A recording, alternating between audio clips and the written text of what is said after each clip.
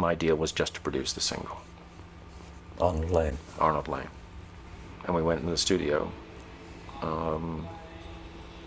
And I believe we did it, we recorded it in a day, both tracks, and then we mixed it the following day.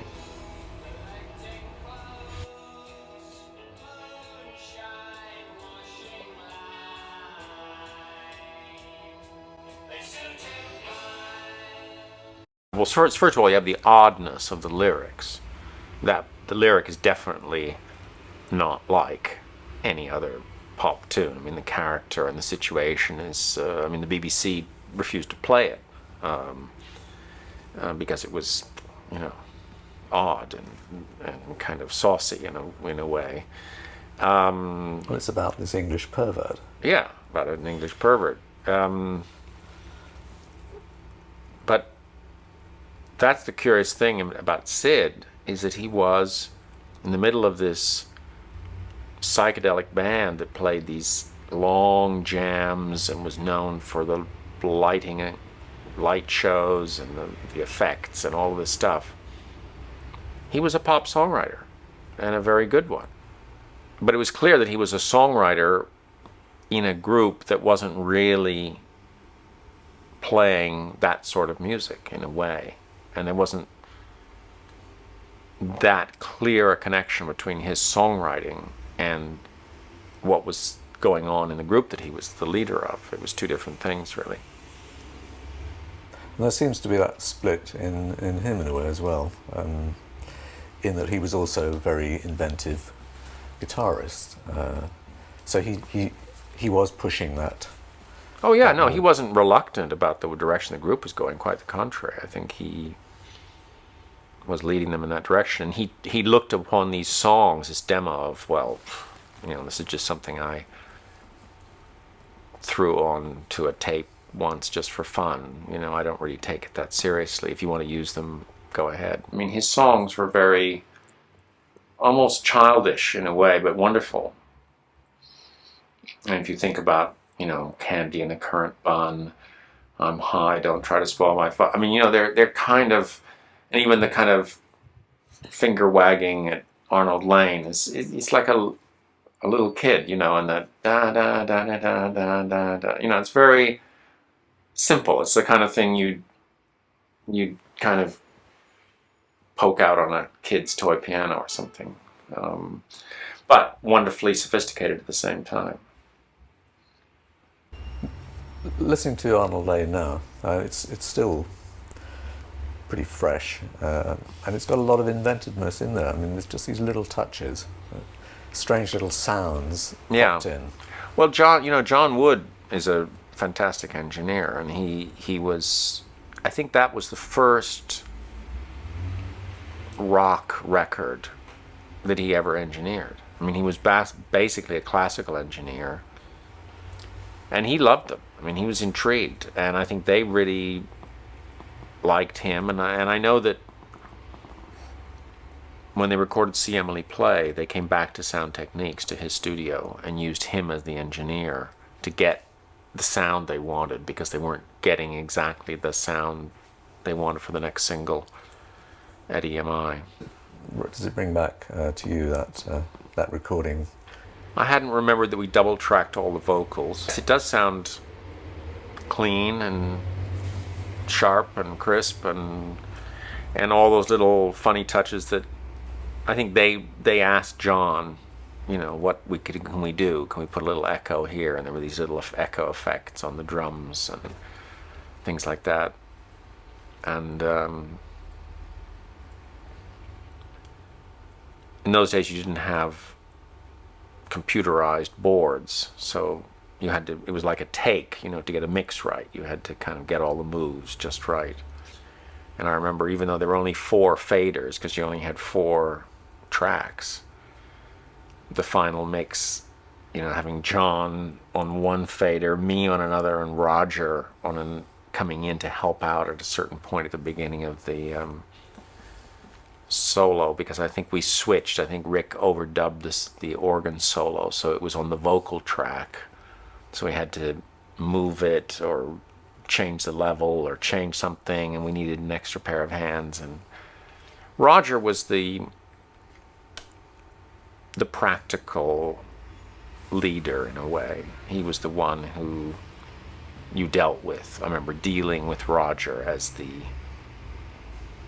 guy that would make a decision on behalf of the band. But everybody deferred to Syd creatively. I mean, it was Syd's song. You know, Syd wasn't as clear and authoritative as Roger, and he wouldn't necessarily say, do this or do that, or I like this, I don't like that. But Roger would take it upon himself to say, Syd, is that okay? I think that in a way the Floyd had two things going for them which set them apart. I mean, I think their adventurousness instrumentally and the eccentricity of their sound set them apart. But I don't think that would have worked to make them as successful if it hadn't been for those great songs that anchored everything. And certainly the first record, the first album, Piper at the Gates of Dawn, is a record of Syd's songs. That's what it is. I mean, it doesn't have extended instrumental jams. It's a very different sort of record than the later records. It's really the foundation of his reputation, isn't it? Yeah, and I think Bike, for example, is a great, great track. You know, that's my favorite, I think, of all the things. The combination of the lyric with the sound, you know, the kind of, again, childlike. I've got a bike. You know, it's like, whoa, I'm 8 years old and I've got a bike, you know.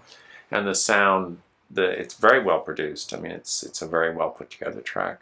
And in a way manages to combine some of the psychedelic elements of their live show into a very compact 3-minute track. Nice little pop song. But again, very eccentric, very subject matter, not anything you'd find, you know, coming from Denmark Street, you know. It was definitely Syd's own vision of the world.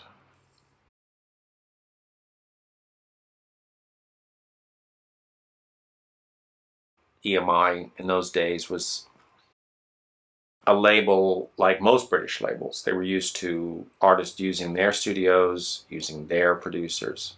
Polydor was a very unusual new breed of company which liked working with independents. But EMI said, no.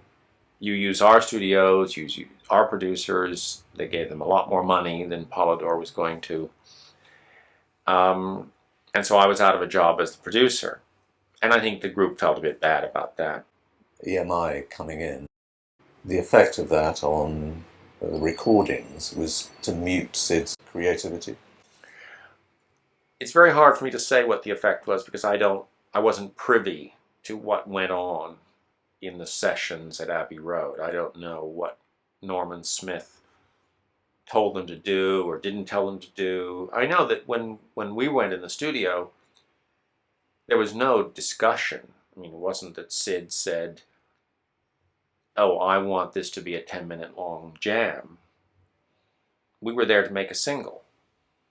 And that's what a single was a 3-minute song. And